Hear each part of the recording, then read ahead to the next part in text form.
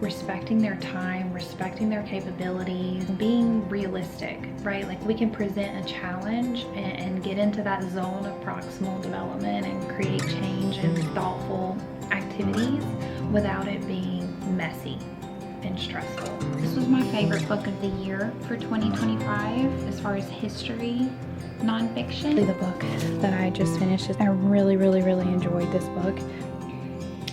It is January 13th, which means it is time to get it together for the new semester. So that is what I'm doing right now. It is a Tuesday and I am just really getting going with things today. I went for a run. It was an interval run and I did like a hike afterwards, just like a short 10-minute hike after my run.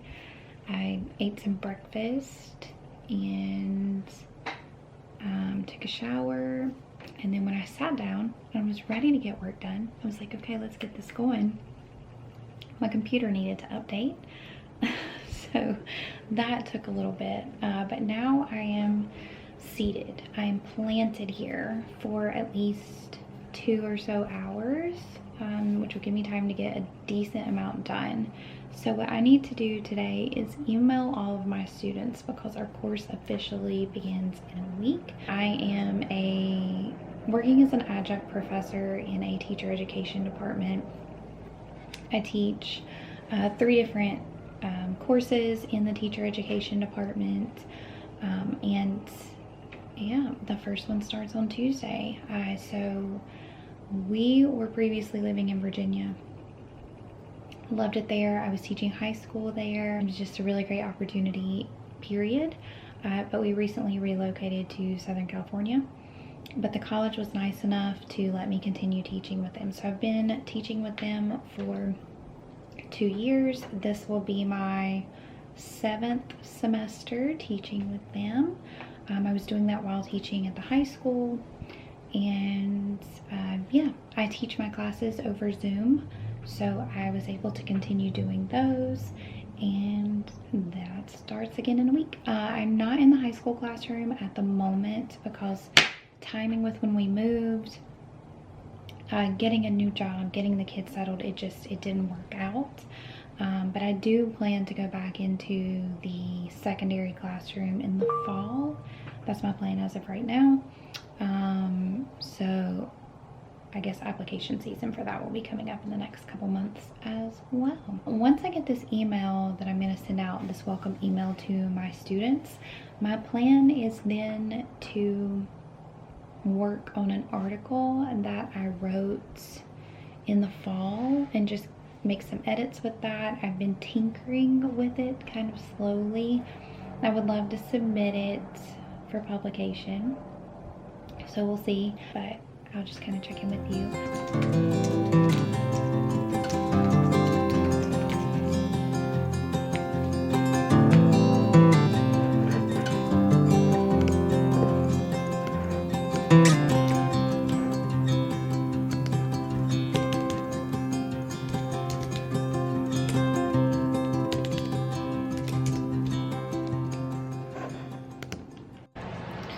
Okay, email sent.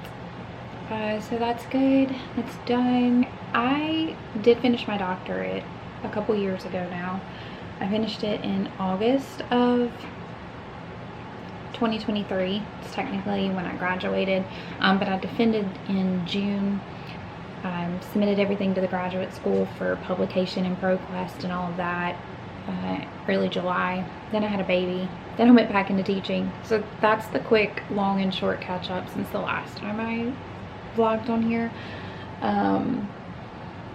But one of the things that I had kind of always wanted to do was go back and finish my master's in American history. So I already had, so my bachelor's degree is in history. My master's degree is in teaching and learning history, which means it was 50% graduate level history courses, 50% curriculum, instruction, and design. And at the time when I was going into the classroom, that helped me so much I went in with such a strong understanding of curriculum and pacing and alignment and assessment, and I'm really grateful for that because I had a good experience in that end as a new teacher. But I always planned to finish that master's degree in American history. I ended up going on and doing my doctorate and my specialist degrees, and I was like, I'll get to the master's degree when it works. And it just so happens that it worked out that I found a program sort of accidentally that I really liked. I took a graduate level history course with them because I liked the course and I liked the instructor, and I was like, I'll just use this as professional development and to kind of spark my passion again, and I really enjoyed it. So I said if I could get funding for the program, I would go ahead and finish it. I was very fortunate and I received the James Madison Memorial Fellowship, and some of my previous coursework transferred in, so that helped. So between the funding and being able to transfer in those credits, I am finishing up that master's degree actually this year. This semester, the only thing I'm doing is writing my master's thesis. My focus has always been, for my bachelor's all the way through my doctorate, on women's history. And so that is still the focus, but instead of just looking and investigating women's representation through a critical feminist lens as I did for my doctorate, I'm actually writing that history. So that is super fun. So I'm looking at Lydia Mariah Child and how she contributed to the common language and ideology that inevitably developed into the Reconstruction Amendments, and I'm specifically going to be focusing on the 14th Amendment, Section 1. So anyway, that's what I'll be doing this spring. So if you want to come along with that, I'm teaching at the college, I'm finishing that. I'll be applying for teaching positions for the fall. One of the stipulations with the James Madison Fellowship is that for every year they fund you for, you have to teach U.S. history, government, civics for the same amount of time at the secondary level. So I'll be applying for jobs. This summer through the fellowship, I get to go to Georgetown, so I'm going back to Northern Virginia. Technically I'll be in Washington, D.C., but Northern Virginia, where we just lived, and I'm so excited. I hope I get to see some of my friends because I loved the people that I worked with in Virginia and I miss them tremendously. So between taking the 2 courses at Georgetown this summer, I'm hoping I can take a weekend and drive down the 30 minutes and see everybody, or at least some people. I'm looking forward to studying constitutional and legal history with fellow legal history nerds over the summer. The first time I've ever left my kids for an extended period of time. My husband has left several times because he's in the military. I'm usually the solo parent, but tables are going to turn this summer and I am so anxious about it, so I'm going to try not to think about that. We're not going to talk about that right now because it's going to cause me a ton of stress. Good morning. Happy Wednesday. I am about to go for a little run, get some breakfast, and then I have so much to get done today. I need to finalize my syllabi, send those off to my dean, and put due dates for my course because I need to release it and then go back to working on the article. So I'm going to try to get probably a short run in today, maybe like 20 minutes, and then a strength workout because I haven't really done one of those this week. One of my kids has early release today, one has early release tomorrow, so Wednesdays and Thursdays are weird, and then starting next week, Tuesdays and Thursdays get really weird with my teaching schedule. So yeah, anyway, I'm not gonna think about all that right now, but let's get this run done.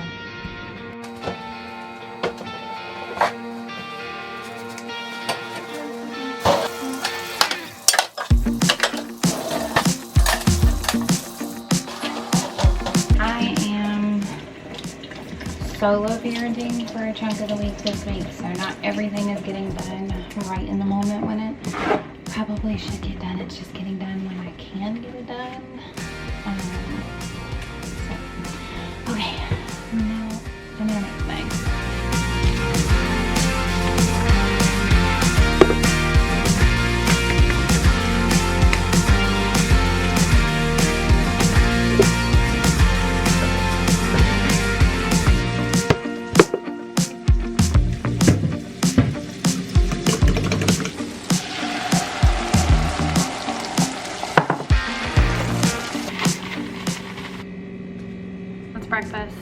Normally I have avocado on top of that, but ate all the avocados, so don't have any to spare. My hair is a mess from the shower. I haven't even brushed it yet. Took a shower and I have finished my syllabus. Something that students might not know is that the syllabus typically for a college course, you have to have it ready by a certain time. You have to send it off to your dean for approval. But there are college policies that get updated and shifted, and you have to insert those in and stuff like that. So it takes a little bit to get that syllabus nailed down, even if it's the same course. Like I've taught this course a lot. I'm not even going to try to count. I still have to update the syllabus.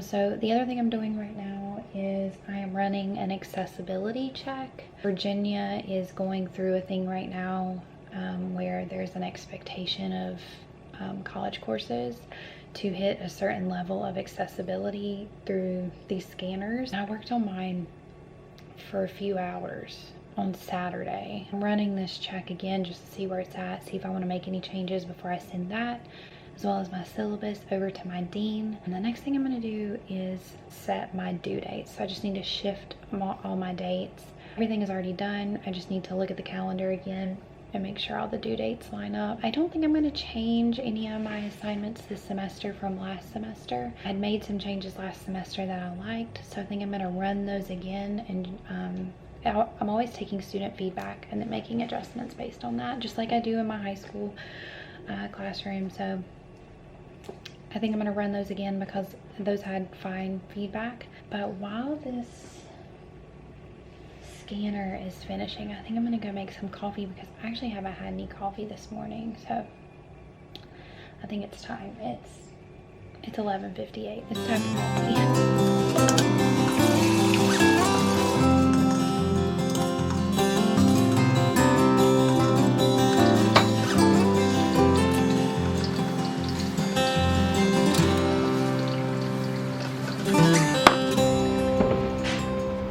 Honestly, you're kind of catching me on my slow ease back into work. So I don't know if I'll be able to keep up with this. I'm kind of like slow and chill and like sweeping my floor and cooking my breakfast and taking my time. There's only about 2 more days left of that until things become very, very busy. I'm gonna drink this coffee. I'm gonna go, I have been mapping my courses on paper ever since I became a teacher.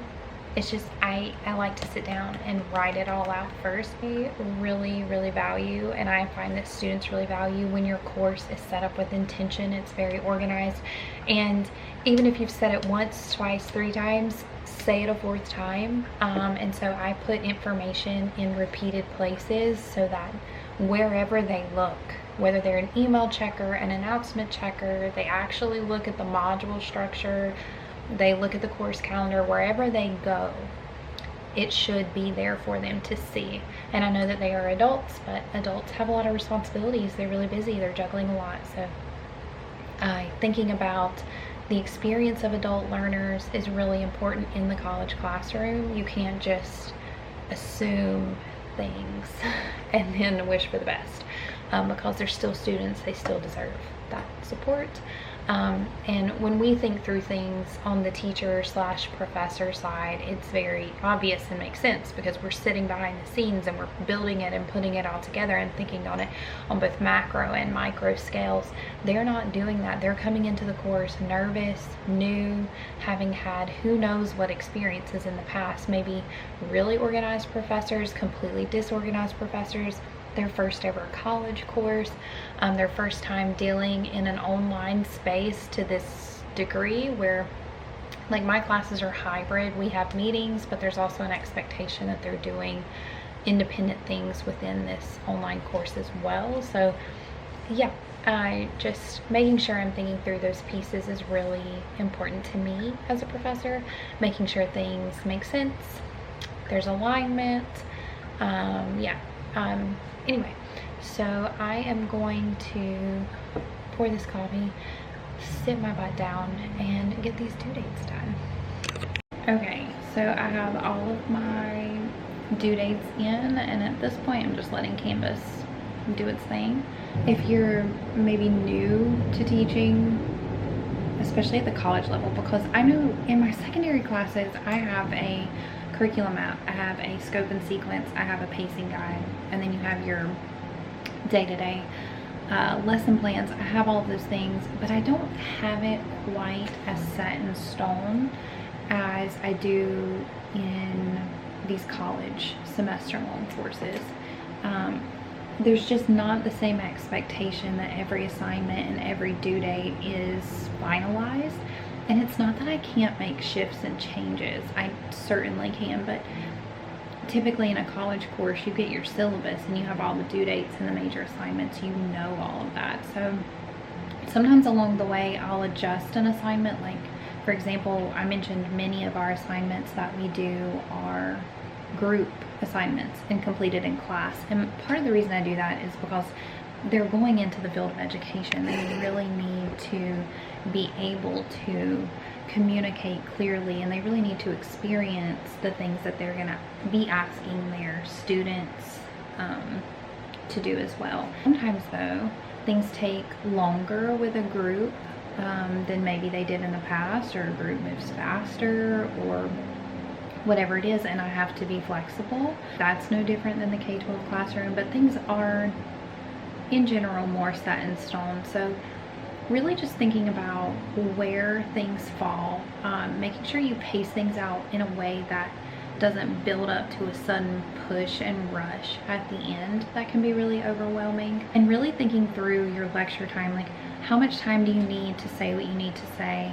What does explaining it look like? How much time do they need to transition into the group to delineate who is doing what, get everything started and organized and shared? Like if you're having a group create a presentation together, they need time to share email addresses, for someone to create the PowerPoint, for them to split up the workload, share that PowerPoint, do some research, get started. So giving students a task that doesn't fit within what you're doing, within their skill set, within, you know, the scope of the amount of research that needs to be done, it causes stress for everyone.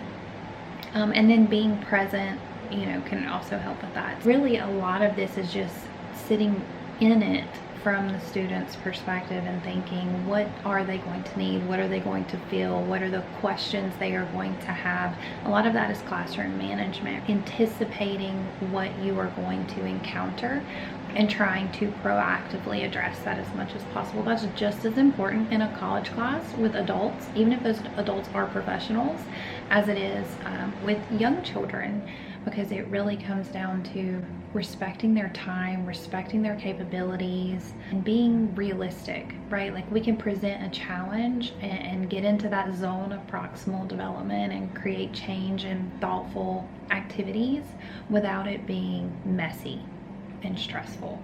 Rigor and messy and stressful are not the same thing, and I think sometimes educators, especially the college level, can confuse students not understanding how to approach the task or the expectations of the task with it being rigorous, and they're just not ready or capable.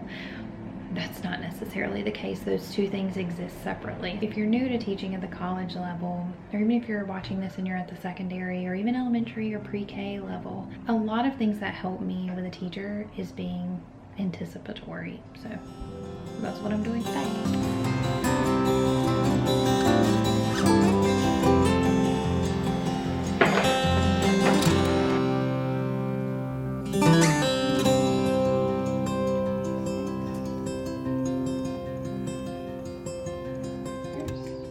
Mapping out my weeks for this first course. When they're in here, we're really laying the base and we're mapping out each individual student's path and what they need to do, but then we're also going over the history of the field of education, and we are looking at the legal components of the field, what are their responsibilities, but also what are their rights. So we really break down just a lot of really important stuff that a lot of teachers don't get, or they breeze through it and forget it and then need it later.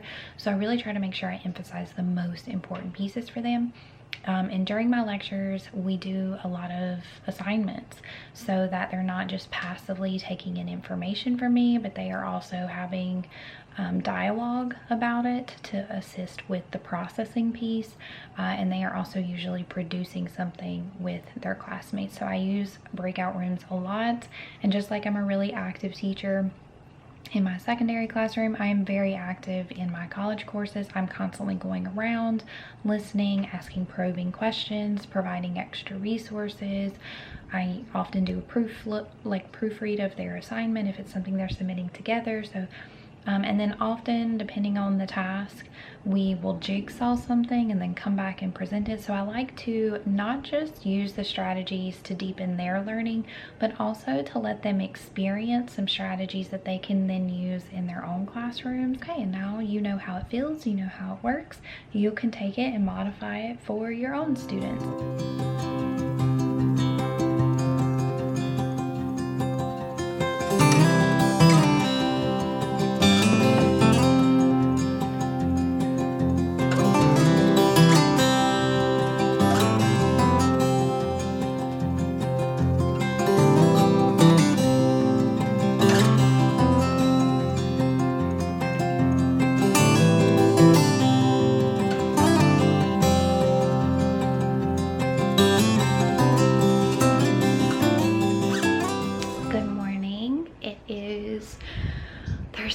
Oh my goodness.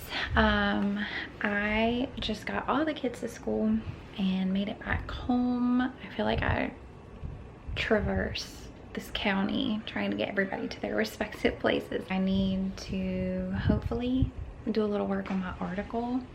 And I'd also like to get in some kind of workout, and I have some chores I need to get done. So there's a lot packed into this day. But I'll check back in with you and let you know what I decide. I haven't decided how this day is going to go yet because I have too many things that I need to get done during my without children time than actual time available. I'm in the weirdest mood today. I just went around cleaning a million things. I don't know. That was not necessarily my plan. I was gonna do the dishes and put up my laundry. Made up my kid's bed, rearranged the toddler's room to a way that I think I'll like it better. Just doing so many things that I didn't need to do. I think I'm gonna try to run and then sit down and work on my article today. I would really love if by the end of the week I'm ready to send that off for consideration. The higher I went in academia, the more self-conscious I became, the more I felt like less of an expert. Like I felt like more of an expert with a bachelor's degree than I do with a doctorate and 2 master's degrees, almost 2 master's degrees, which is, I know, it doesn't make any sense. I'm probably gonna do a lighter workout today since I did a little bit of a more intense strength one yesterday. I may end up doing like a 20-minute run and then 20 minutes of some kind of Pilates or yoga just to stretch everything out. So I'm feeling a little better. I don't know what is happening here. Like, it's like horns. It's a weird day, sorry. But I am showered. Everything is still wet. I'm just gonna let it air dry. I have about an hour until I need to leave to go pick up my other 2 children. I'm feeling pretty good after today's cleaning sessions. I know once the semester really gets started, like right now everything is just prep work, but I know once the semester gets going, I'll get overwhelmed and I won't be getting nearly as much done.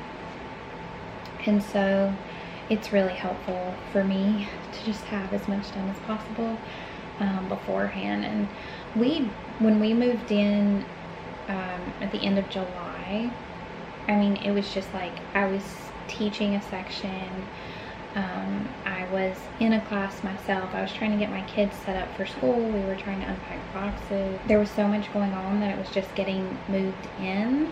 Whereas between the fall and spring semester, I was able to take a breath and then like actually settle into the house. It was no longer just like a mad rush of trying to still find things and unpack things. We were a little bit more settled. So then it was like, okay, now instead of having to unpack and move in and become acclimated, now it's just your standard organization, cleaning, all of that. So I am going to check some emails, revisit my course over this next hour, maybe pull up my article, but I might just have to save that for tomorrow, or maybe tonight. Once everybody's in the bed, I can work on that a little bit, but yeah, we'll see what kind of administrative stuff I can get done over the next hour. One more little cleaning task. Okay, maybe now I can focus. Do my best cleaning and organizing when I have other things I need to be doing. All right, it's Friday. We have made it to the end of the week, but I am definitely, we're gonna have to manage your expectations, because I started letting you tag along with me in this liminal, weird space, and I am definitely not this chill, and my schedule is not normally this open. It's my husband's birthday, so this will probably be the end. I won't be on here too much, because I'm not gonna do that, because it'll be family time, of course. This morning I said I was going to come home, get my workout done, and get my shower and sit at this desk. And I wasn't gonna let anything distract me, because yesterday I pulled up the rugs and was cleaning under the rugs. Like, I was just like cleaning, moving, reorganizing, anything to avoid mental discomfort, apparently. And I said, you know what, I'm not gonna do that today. What did I just finish doing? Vacuuming the stairs, the hallway, our bedroom, straightening up. Anything to avoid mental discomfort right now. So it's almost 9:30 at this point. I'm gonna get my workout in, quick breakfast, shower, and then I'm here at this desk. So my goal today is to continue editing an article. And I also need to just sweep back through my course that opens tomorrow and make sure everything is ready. Pretty much everything is done, due date set, modules updated, blah blah blah. We send the email about the course overview and materials and stuff, because sometimes students add or drop by the time I send that email. I usually try to send that a week before the class starts, and a lot can change in a week, so I need to repost and resend that. And yeah, just make sure everybody's feeling super confident as they come into a course.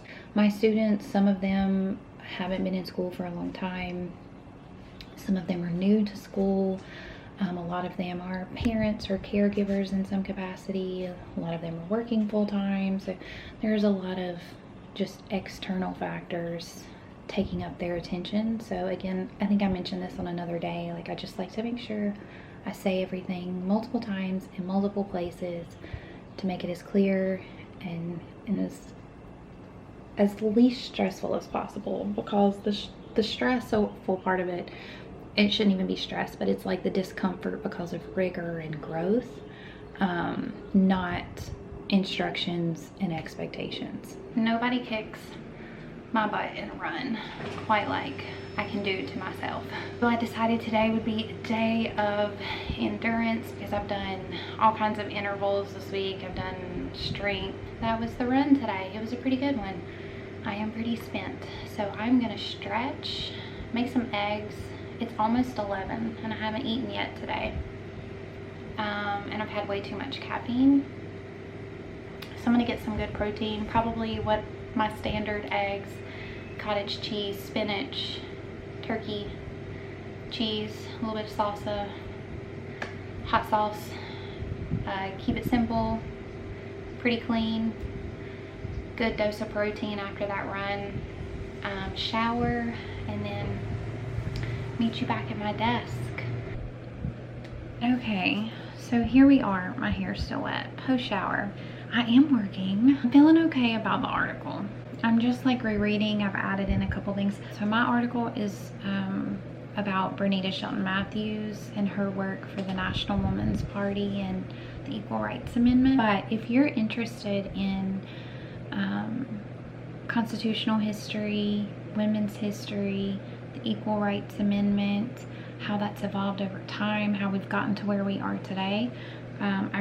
This was my favorite book of the year for 2025 as far as history nonfiction. It's Gendered Citizenship by Rebecca DeWolf. I love this book. I ate it up. It's fantastic. I still go back to it. It's just got so many wonderful little nuggets in it. You can see I've marked it up extensively. There were several other books that I read in this area, and articles and such, but this was by far my favorite, and I follow her on Instagram, and it looks like she's in the midst of research for another book, and I cannot wait. It will be an instant pre-order for me. Another interesting one I read, and this was one of my last books of the year in kind of the same vein, was Constitutional Orphan, and I also really enjoyed this. It's a short read, but it's kind of dense. I found this one to be much more readable and kind of engaging, but this one has some really great information. It talks about why when the National Women's Party under the leadership of Alice Paul, and I'm arguing because of the research headed by Bernita Shelton Matthews, when they made that pivot from not focusing on using the 19th Amendment to increase women's rights, and instead focusing on getting an Equal Rights Amendment, it created a constitutional orphan where, unlike other amendments to the Constitution, it was not read as thick, it was not applied as widely or interpreted to extend to other areas beyond voting in the way that other amendments have been read and interpreted and applied. It goes over like how it became self-executing in some states, and other states it did not. The failure by Congress to create really strong enforcement legislation that could have expanded the reach of the 19th Amendment. But Monopoly argues that part of the reason that that isolation occurred for the 19th Amendment was that the NWP pivoted so hard toward the ERA that they allowed that to be the case. But with my work, I'm really arguing that the research that Bernita Shelton Matthews did into what was actually happening in the states and the discriminatory practices that stem back to common law, and even she talks about in Louisiana Napoleonic law, that was really why the NWP made that hard pivot when they did, because they realized that this was a monumental, deeply layered problem, that if they tried to do it state by state, or even in waiting for the 19th Amendment to be read in the way that it had the potential to be, they would have been waiting forever. They were really just, it's an interesting thing, because I understand Monopoly's argument. I think it's a good argument, but arguably they didn't have foresight. They had to make a decision in that moment, and they, you know, I don't know that there's ever a perfect choice, but for them, with knowing the climate, the legal climate that they existed in a way that we can look at the documents and we can see what people say, but we weren't there, we weren't in that moment. So filling it out with the information and insight that they had for them and this research, it just looked like the ERA was the better option. I think looking at Bernita Shelton Matthews more directly can give us a little bit more insight as to why they pivoted the way that they did. So you can't tell this, but I just completely cleaned and rearranged my office to help me get started for the new school year. My books I really need to go through again. So this side is all nonfiction, and these two are also nonfiction. So it's feminist studies, because my dissertation was rooted in critical feminist theory, and then I have some women's U.S. history, women's world history, and then these little collection style books that are really cute. These little picture and summary books. This one is actually not cute. It's something else. This is what I used for my bachelor's degree, my thesis, looking at the treatment of Muslim women under French imperialism and colonization. Then I have some U.S. history stuff and a few either monographs about people or memoirs, things like that. These are U.S. history. These are U.S. and then world history, and then I have more world history over here, and then I have like social sciences stuff here. Then it switches up into education, and then all of these are education. And then as you go up, these are fiction. Most of these that are on this shelf I've already read. This is actually the book that I just finished. It's my first read of 2025. I really enjoyed this book. It was such a wonderful multi-POV, which can be really messy, but that was really well done. These ones up here on the top shelves are like all-time favorites. These are my favorite books of all time. But you can see some of my favorites that I've kept around here. Again, most of these I've read. This was my last read of 2025. I really enjoyed that. And then again, a lot of these I read. This I read early 2025, and it is now one of my favorite books of all time. I loved it. Pride and Prejudice in Spanish. Yeah, and then again, like tons of just education books that I've read over the years. These two are part of my course load that I teach. I bought this because it looked so interesting, and I had not seen it before, and then I realized it's UK centered, so I haven't got into that yet, but I'm really interested in that. And then again, like more education, and then social sciences. This one is at the top of my list to read. I love Leah Littman so much. Anyway, so yeah, lots of stuff, but mostly the majority of my bookshelves are women's history and feminist studies. I also have this over here, which are books that I'm using. Let me know if you want to know anything about a section of these. My thesis is on the 14th Amendment, the ideas that amendment was rooted in decades before, like how was that common language and ideology established, and Lydia Mariah Child. That is the new office.